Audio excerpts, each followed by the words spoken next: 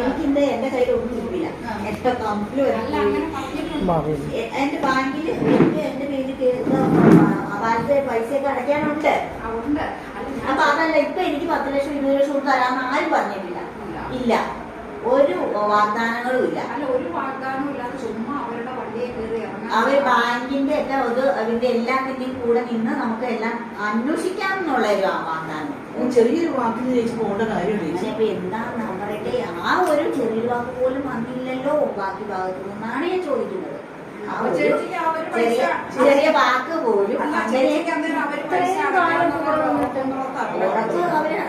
ഇത്രയും വർഷങ്ങളായിട്ട് ചേച്ചിയുടെ കൂടെ പാർട്ടിയാണ്.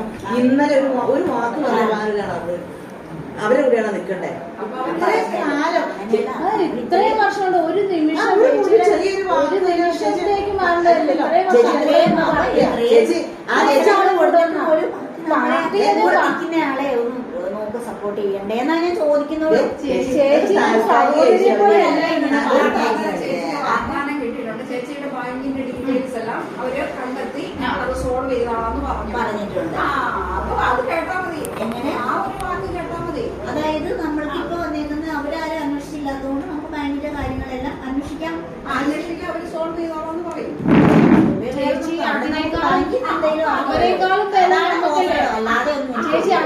ബലം നമുക്കല്ല. ഇത്രയും ഭരണം നമ്മുടെ എല്ലാം ഇരിക്കുമ്പോ അവരാണ് അന്വേഷിക്കേണ്ടത്. അപ്പൊ അവര് വെറുതെ ഞാനാ ചോദിക്കുന്നത്. നമ്മുടെ കയ്യിലാണ് അത് നമ്മള് ആ ഒരു ഇതുപോലും ഉണ്ടല്ലോ കലയെ ചേച്ചി തീർച്ചയായിട്ടും അവരെക്കാളും കൂടുതൽ നമുക്ക് അവരൊരിക്കാൻ. ചേച്ചി ഒരു നിമിഷം ആരോട് 10 രൂപ ചോദിക്കുന്നില്ല, അങ്ങനെയൊന്നും ചോദിക്കില്ല. നമ്മളങ്ങനെ ഇങ്ങനെ ഒരു വാഗ്ദാനം നമുക്ക് ചേച്ചി അവരുടെ വണ്ടിയെ അതല്ല അതല്ല ഇതൊക്കെ കഴിഞ്ഞത് നമ്മള് സമൂഹം എന്ന് പറഞ്ഞില്ല. ഞാൻ എന്റെ വീട്ടില് അമ്മ ഓപ്പറേഷൻ എടുക്കും. ഫോൺ സ്വിച്ച് ഓഫ് ചെയ്തേക്കുവാന്നൊക്കെ. ഞാൻ മനഃപൂർവ്വം സ്വിച്ച് ഓഫ് ചെയ്ത ഇതൊക്കെ ആൾക്കാർക്ക് സംശയത്തിന്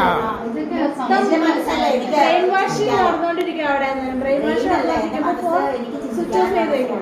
അപ്പൊ ഇവിടുന്ന് ഒരു കോള് വരരുത്. അത്ര ചേച്ചി ഒരു നിമിഷം ഈ ഒരു ചേച്ചി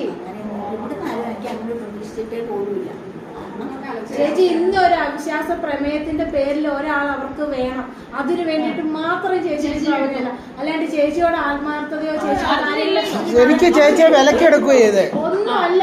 വിലക്കെടുക്കുക ചെയ്തേ അവരുടെ കൂടെ എത്രയോ വർഷമായിരുന്നു. TNJന്റെ കൂടെ കോൺഗ്രസിന്റെ JCP എത്ര വർഷമായിട്ട് നിൽക്കും. അവിടെ യാതൊരു രീതിയിലാണ്ട് അവരെന്ന് വെച്ച് കഴിഞ്ഞാൽ പോസ്റ്റർ ഒട്ടിക്കണം. സർവന്മാരിലാണ് ചെയ്യുന്ന എല്ലാ ഡ്യൂട്ടി അവർ ആ പഞ്ചായത്ത് ചെയ്യും. അവർ നമ്മുടെ കൂടെയാണ്. അവർ പറഞ്ഞാൽ ഇതുപോലത്തെ UDF പോലെ ഒരിക്കലും വിശ്വസിക്കാനോ ഒരു രീതിയിൽ അവരുടെ ആ കാര്യങ്ങൾക്ക് വേണ്ടി മാത്രം നമ്മളെ പ്രത്യേകിച്ച് സ്ത്രീകൾ അവരുടെ കൂടെ ഏതെങ്കിലും ഒരു പാവപ്പെട്ട ഒരു സ്ത്രീയോ ഏതെങ്കിലും ഒരെണ്ണത്തിന് പാവപ്പെട്ട ഒരാളെ കാണിച്ചു തരാമോ? അവര് VIPs ആണ്. ആ ഒരു ലെവലിൽ അവിടെ 14 ഡിവിഷനിലെ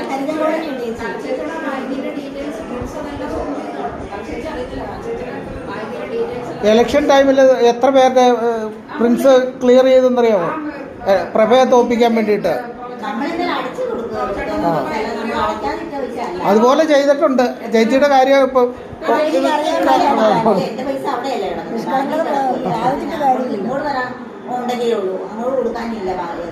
അത് ഇന്നത്തെ കാര്യമില്ല. ഈ പറഞ്ഞ കാര്യങ്ങളിൽ പൈസ ശരിക്കും പറഞ്ഞാൽ നമ്മുടെ പൈസ ബാങ്കിന്റെ വണ്ടേക്ക് സെറ്റിൽമെന്റ് ഒക്കെ ചെയ്യുമ്പോൾ അവർക്ക് എന്തെങ്കിലും നമ്മളോട് തരാമായി